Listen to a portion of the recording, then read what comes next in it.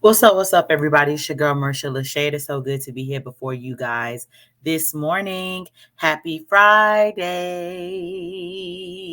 And for those that don't know, we have made this to season 6. What's up? Stand up, celebrate. Hey, hey, hey, hey. Okay, now that my little celebration is over, let me stay on task. So, I'm so ecstatic. First, giving honor to God, who's the head of my life. Thank you, and shout out to my support system and team. And also shout out to my listeners and my supporters. Thank you guys so much for giving all that you have given to me, as I have given to you, as we have given to each other. It is so good to be before you guys. Thank you, thank you, thank you. I can never thank you enough for all that you all have done and all that you are doing for me with supporting me, sharing, liking, commenting, subscribing to my channel, all of the above. Thank you very much, because none of this would be possible without God sending you guys to me. So, allow me to share my story of how I got started with podcasting, actually, which started during the pandemic back in November of 2020, during the morning meetings that my father and I we used to have. My father made two suggestions to me. The first one was to go live before an actual audience with my thought provoking ideas, comments, and questions. And the second suggestion was that I actually, only go live in the months I had 30 days, which will equal to 30 episodes, which then will give a complete season. So I ran with those two suggestions, and ever since then, this is how I have arrived at season 6 versus everything that I have actually been through and all that I have been doing. Time has really been flying. So, with that being said, thank you. Giving honor to God. Thank you. And yeah, so moving to the next part of the show, I definitely want to go ahead and check in, do a mental check in, which is the next part of the show, which is rated on a scale from 1 to 10, 1 being the worst day of your life and 10 being the best day of your life, right? So, can I be below a 1 and can I be above a 10? Absolutely. So, with that being said, today I am a good solid 9. I'm willing to do everything that I need to do today, because, of course, I have to go to work today. But it's trip day. So, you go ham and, do what you got to do and kind of be in the mindset that, hey, I got to be aware for my kids and just kind of experience life as it's happening. So, with that being said, go ahead and drop those numbers if you feel led to share. Please do so and go ahead and share. Meanwhile, I'm going to go ahead and let you drop those numbers and things like that. But I want to go ahead and move on to the next part of the show. And that is me being able to actually share what my goals are for the breakfast show with Marisha LaShay. My first goal, of course, is to always expand my listening base. Hello, to 1,000 listeners or better. I'm currently at 718 listeners.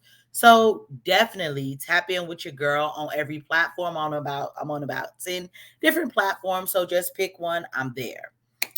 Second goal, of course, of course, and of course, and of course, and of course. You know, well, if you didn't know, now you know.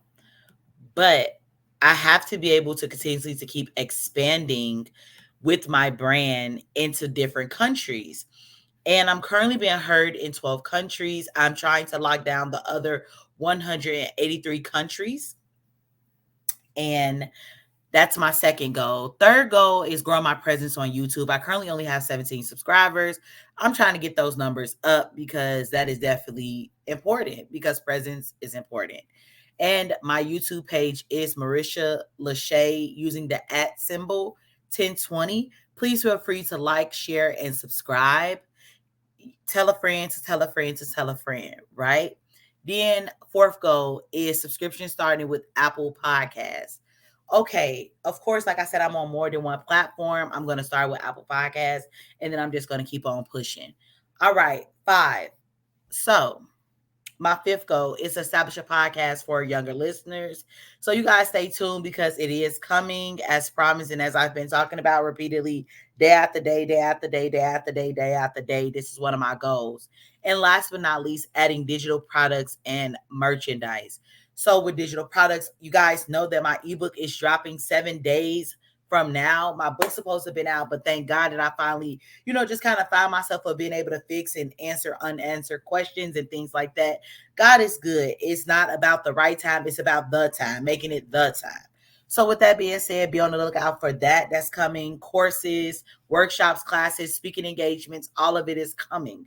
Merchandise is coming. I want to be able to be a walking billboard for my brand that I have built, and God have allowed me to build this thing. So I got to get my mission out there, and I got to keep doing what I do best.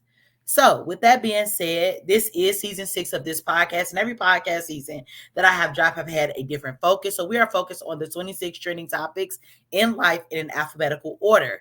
Today is day 23. We have 7 more days to go with the breakfast show, and starting with our next letter that is up, which is the letter W.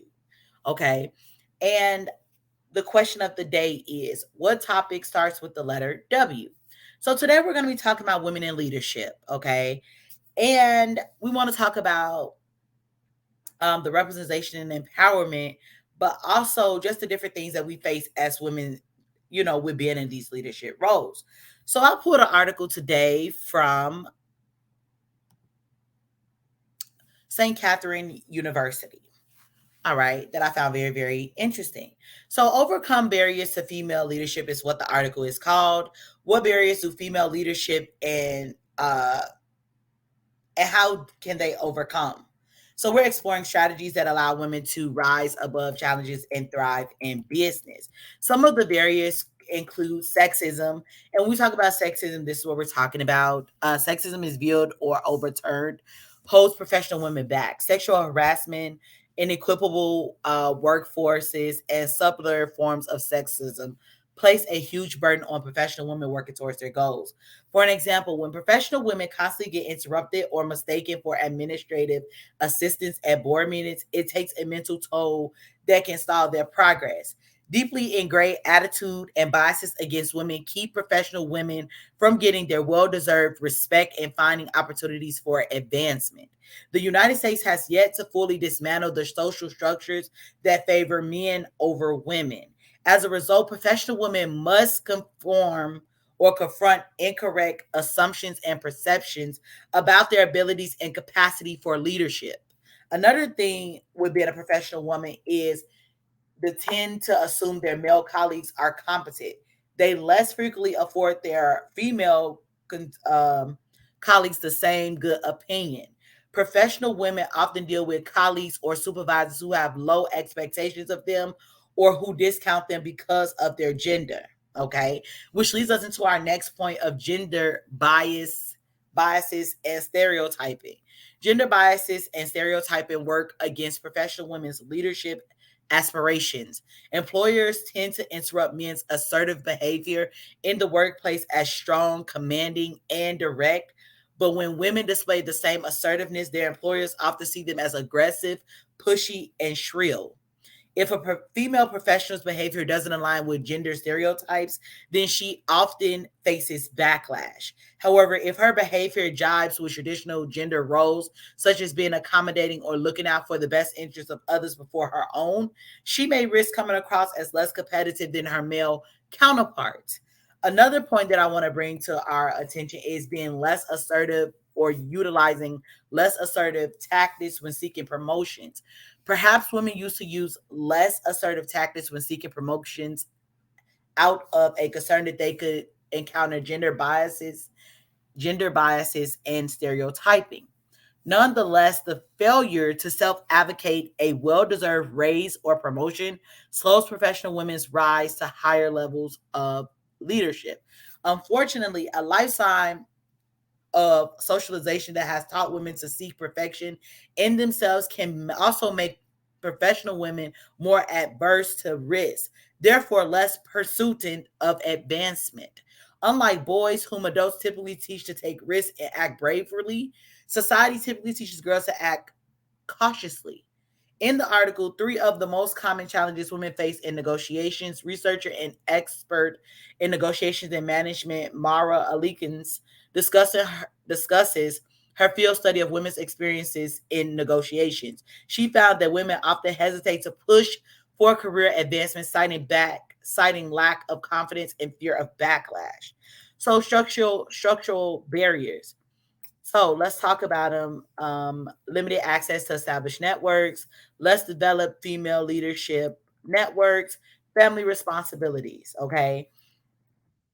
And the way that when we talk about these three barriers, I want to speak to the first one, which is limited access to established networks. Social activities, formal and informal, such as golf or happy hours, too often leave professional women out, not because women wouldn't join, but men don't invite them.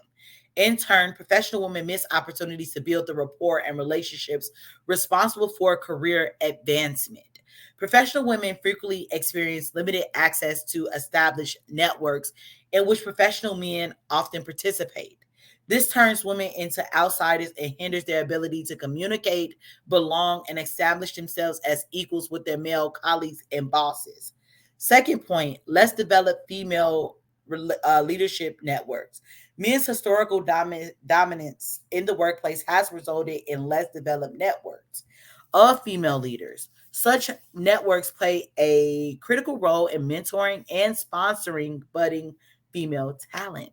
Some female leadership networks might offer formal presentations about strategies for following up in business, while others might feature casual get togethers over wine, during which professionals have had a chance to build relationship and learn one another's businesses and how to help one another. However, since women leaders are in the same game of catch up, rising professional women have fewer opportunities to get the same level of support from mentors and sponsors as their male counterparts do. And last but not least, let's speak to the family responsibilities. Professional women often face significant challenges balancing work and family. Their family responsibilities can limit their ability to pursue leadership positions. That's because despite the fact that they have full-time jobs, they also frequently have the lion's share of household responsibility, such as caring for the young, the sick, or elderly family members. According to McKinsey's report, since the onset of COVID 19, mothers in dual career relationships where both spouse work are twice as likely as fathers in a dual career relationship spend hours a day on chores. Even though professional women with children at home tend to spend more time than fathers on household labor, they don't necessarily have access to paid leave, family leave, or workplace flexibility. This imbalance affects professional women's advancement and finances because it's required them to make personal sacrifices such as taking unpaid leave, downshifting their careers for needed flexibility, and resigning from their positions to care for family members. Okay, and we want to talk about the strategies to address these challenges. The by these several strategies, female leadership programs, you definitely got to seek those out. Okay, so with these female leadership programs offer professional women supportive communities that allow them to network with others familiar with unique challenges they face. Such as programs give professional women greater insight into issues and offer them strategies and solutions. For instance, a professional woman may lack confidence in her leadership style because it doesn't match the model typical in her organization. However, after attending a female leadership program, she may get feedback from other participants who point out the value of her team building methods and active listening techniques. By discussing how to leverage certain leadership traits associated with women, such as leading through inspiration or showing empathy, female leadership programs teach women how to capitalize on their talents. In fact, according to Harvard Business Review, by adopting traits considered typical in female business leaders, male business leaders can add greater value to their organizations. Second, mentorship and sponsorship programs. Mentorship and sponsorship programs are vital to professional women wanting to move ahead in their careers. Mentors share the tricks that they've learned along the way and model successful approaches. They offer confidence building encouragement and invaluable to professional women. Sponsors, typically professionals in influential positions, use their influence on behalf of an up and coming fellow employee they believe in. They help their sponsee get high stake assignments that give them the chance to shine. They also advocate for professional women who covenant positions open. Both sponsorships and mentorships empower professional women to grow, excel, and gain the visibility needed to move into the most senior level leadership positions. Also, thing that can also help is effective communication about career advancement goals. Overcoming barriers to women in leadership calls for effective communication about career development. Professional women must learn to skillfully and consistently communicate their career advancement goals and desires to their supervisor. This may involve setting up meetings with their supervisors to discuss their careers. Before such meeting, professional women should consider the following questions. For an example, what are my short-term and long-term career objectives? What are my strengths and where do I have room to develop? What am I willing or not willing to do to achieve my career objectives? During discussions with their supervisors, professional women should review their accomplishments, describe their visions, and ask for guidance and next steps to achieve the goals laid out. Based on their impressions from the meetings, professional women can develop personal strategies for advancing their careers. Perhaps that means researching other departments to see if they hold better opportunities or creating a solution to a problem in an organization. Such communications help change misconceptions about professional women's ambitions and drive. It also opens an important dialogue about the needed steps to charge forward. Discussing career goals empowers professional women to direct their paths and reach their growth objective by giving them a chance to deepen their relationships with supervisors and gain clarity about how to plan for the future. And strategically promoting equity. So professional women can eliminate barriers to develop by working with human resources and allies in leadership to influence company policies and promote equality. So professional women can help form or join employee resource groups or ERGS, discuss and strategize ways to create more equitable work environments that support employees. So universal paid time, paid family leave, subsidized childcare, family leave policies that don't create financial penalties. Okay, those are ways that you can actually be able to help for strategically promoting equality or equity. I'm sorry, equity. So, yeah.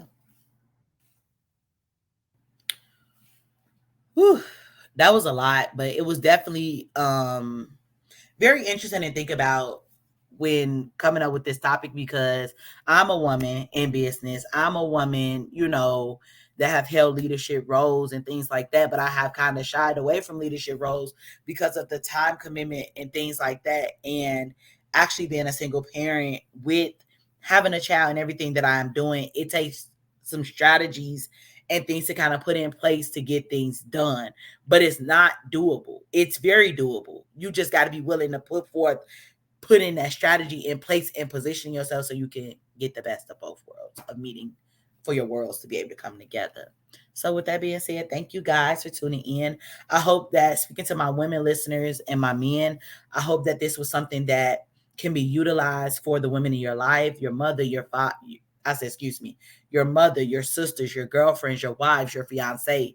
Us as women want to be able to do it all. And we have to figure that out. We have to get a strategy together to be able to host and do what we need to do. So thank you guys for tuning in. And I hope to see you guys tomorrow, same time, same place. Bye. And happy Friday and have an awesome weekend. I'll see y'all tomorrow. Bye bye. Bye again. This time I'm for real.